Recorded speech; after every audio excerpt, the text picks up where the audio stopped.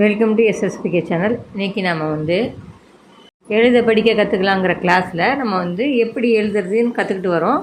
அதில் நம்ம ஹிந்தியில் எதெல்லாம் இக்கி இங்கிலீஷாக படிப்பாங்க, புள்ளி வச்ச எழுத்தை எப்படியெல்லாம் எழுதுனா புள்ளி வச்ச எழுத்தை படிப்பாங்க. நம்ம இதில் ஒரே மாடல் தான், இக்கு இங்கு இச்சின்னு ஒரே லைன் தான்.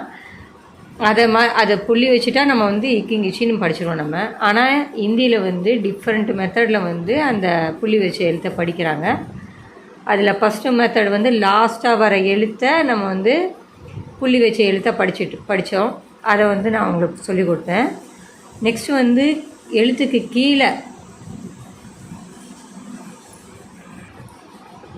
கீழே நம்ம ஒரு டாட்டு மாதிரி கோடு மாதிரி போட்டோம்னா இதை நம்ம என்னன்னு படித்தோம், இட்டு அப்படின்னு படித்தோம். டாக்கு கீழே ஒரு கோடு போட்டால் இட்டு, அட்டா அப்படின்னு படித்தோம் இல்லையா? இப்போது நம்ம என்ன படிக்க போகிறோன்னா, இதே இக்கி இங்கிலீஷ் எழுத்து எப்படி இன்னொரு மெத்தடில் எழுதுகிறாங்க ஹிந்தியில்.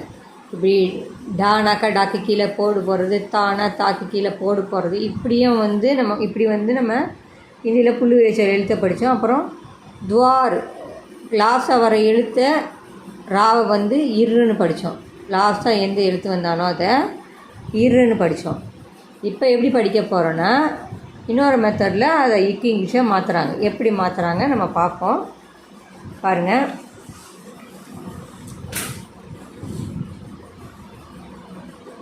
இதில் பாருங்கள், பாதி எழுத்து போட்டாங்கன்னா காலை பாதி எழுத்து போட்டிருக்காங்க. காலை பாதி எழுத்து போட்டால் அதை இக்குன்னு படிப்போம். நம்ம காய் எழுதுவோம். காய் இதை இருக்குது பாருங்கள், இந்த காலை பாதி எழுத்து போட்டாங்க, அதை நம்ம இக்குன்னு படிப்போம். பாருங்கள், பா இக்கு கா, பக்கா அப்படின்னு படிக்கணும். அதே மாதிரி சா இக்கு கீ, சக்கி அப்படின்னு படிக்கணும். இக்கு இத்து ரெண்டு சேர்ந்து வந்தால் எப்படி படிக்குது, மூ இக் இத்து முத்து. அதே மாதிரி சா இக்கு, இது தீயோட லைனு. தீ நம்ம பக்கத்தில் கோடு போடுவோம் இல்லையா? பாருங்க, சா இக்கு தீ நம்ம இப்படி போடு எப்படி போடுவோம், இதை மாதிரி போடுவோம். தீ பக்கத்துலேயே அந்த தீயோட இந்த லைனை எடுத்துகிட்டு எப்படி போட்டிருக்காங்க பாருங்கள். இக்குக்கு அந்த பக்கம் போட்டிருக்காங்க, இக்குக்கு முன்னாடி கொண்டு போட்டிருக்காங்க. இதை மாதிரி நம்ம புக்கில் எழுதுவாங்க. சா இக்கு தி இப்படி முடியும், சக்தி அப்படின்னு. அப்போது நடுவில் வர்றதை நம்ம இக்குன்னு படிக்கணும். அதுக்கப்புறம் தீயை படிக்கணும். அதே மாதிரி தான் பாருங்கள், பா பா இக்கு, தீக்கு உள்ள கோடை இங்கே கொண்டு இப்படி போட்டுப்பாங்க, பக்தி அப்படின்னு படிக்கணும். சரியா? அடுத்து நிறைய எக்ஸாம்பிள் கொடுத்துருக்காங்க, பார்க்க பாருங்கள். கா இல் இக்கு இல்லு, இக்கு இத்து பாட்டோமா, முக்து சக்தி பக்தி இதை பார்த்தோம். அடுத்தது இக்கு இல்லு, இக்கு இல்லில் ஆ இக் இல், அக்கில் அக்கில் அப்படின்னு படிக்கணும். அதுக்கப்புறம் ச இக் இல், சக்கில். இந்த மாதிரி கூட்டும்போது இக்குன்னு படிக்கிறதுக்கு நம்ம நடுப்பற என்ன பண்ணுறோம், கோடி கீழே கோடு போகிற லெட்டருக்கு பதிலாக நம்ம எழுத்தை பாதியை எழுதுகிறோம். எழுதி நம்ம என்ன பண்ணுறோம், அதை இக்கி இங்கிலீஷ்னு படிக்கணும்.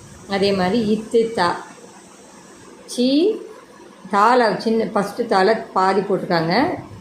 தா தாக்க பாதி போட்டால் இத்து தா, சி இத்து த, சித்த சித்தத்து.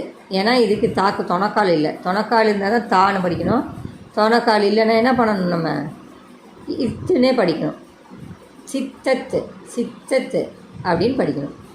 அப்புறம் பூ இத்து, தாளை பாதி போட்டிருக்காங்க, இத்து தா தொணக்கால் போட்டிருக்காங்களா, அப்போது தா அப்படின்னு படிக்கணும். பூ இத்து தா, குத்தா. பா இத்து தா, பத்தா. அடுத்தது பாருங்கள் நாவை எப்படி போட்டிருக்காங்க. அந்த நா வரும்போது அது கூடயே பாதி எழுத்து நா வருது பாருங்கள். பாதி எழுத்து போட்டிருக்காங்க. நால பாதி எழுத்து அப்புறம் நா போட்டிருக்காங்க. பா இன் நா பன்னா. கா இன் நா கண்ணா.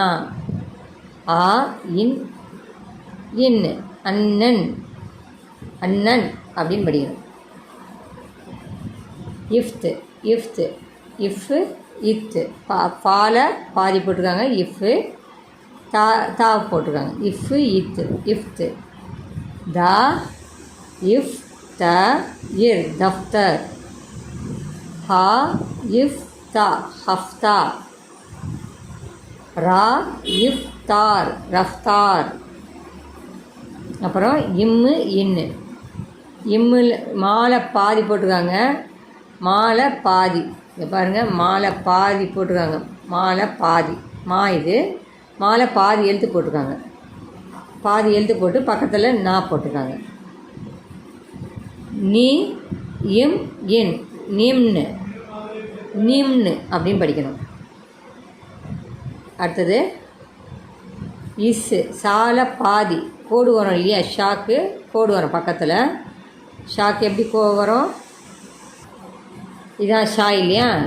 இந்த ஷாவில் பாதி போட்டிருக்காங்க. இதை மட்டும் போட்டிருக்காங்க. இந்த இதை மட்டும் எடுத்து போட்டாங்கன்னா அதை இஷ்ன்னு படிக்கணும். பாவை போட்டிருக்காங்க. சரிங்களா. இப்போது வா இஷ் ஸ்வாஸ் ஸ்வாஸ். அஸ் ஆ இஸ் இவ் அஸ்வ். அடுத்தது வி இஸ் வா இஸ் விஸ்வாஸ். இந்த மாதிரி நடுப்பற வர எழுத்து வந்து நம்ம வந்து என்ன பண்ணணும். பாதி எழுத்து போட்டிருந்தாங்கன்னா அதை வந்து புள்ளி வச்ச எழுத்தாக படிக்கணும்.